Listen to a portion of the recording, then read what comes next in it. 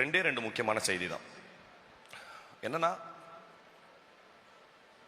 தனக்கு இருக்கிற பொட்டென்ஷியல் அதை சரியா யூட்டிலைஸ் பண்ண முடியாம, வசதி வாய்ப்புகள் அமையாம, பொட்டென்ஷியலுக்கான வசதி வாய்ப்புகள் கிடைக்காத ஒரு மனுஷனை, அவனுக்கு இருக்கிற சோகத்தை விட பெரும் சோகம் இந்த உலகத்துல எதுவுமே இல்லை.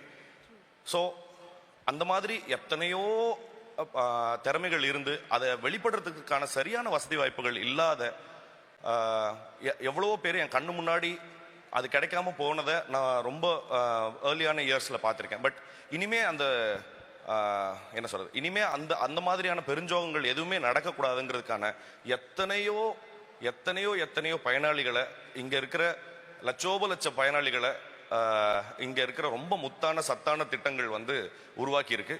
அதில் நிச்சயமா தமிழ்நாடு அரசுக்கு ரொம்ப பெரிய நன்றிகளும், அதே போல் முக்கியமாக தமிழ்நாடு பள்ளிக்கல்வித்துறைக்கு நான் ஏகப்பட்ட ஸ்கீம்ஸை நான் சுற்றி நிறைய இடங்களில் பார்த்துட்டே இருந்தேன். அவங்க ரூரல் கிட்ஸுக்காக ஒரு ட்ரைபல் கிட்ஸுக்காக, ஏகப்பட்ட அண்டர் ப்ரிவிலேஜ் கிட்ஸுக்காக அவங்க எடுத்துகிட்டு வந்த திட்டங்கள் ரொம்ப பிரமாதமாக இருந்தது. நான் அதில் ஒர்க் பண்ண என்னோட ஃப்ரெண்ட்ஸ், வாலண்டியர்ஸாக ஒர்க் பண்ண என் ஃப்ரெண்ட்ஸ் மூலமாக நான் கேட்டு தெரிஞ்சுக்கிட்டேன். அது ரொம்ப ரொம்ப ரொம்ப வேல்யூபுளாக இருந்தது.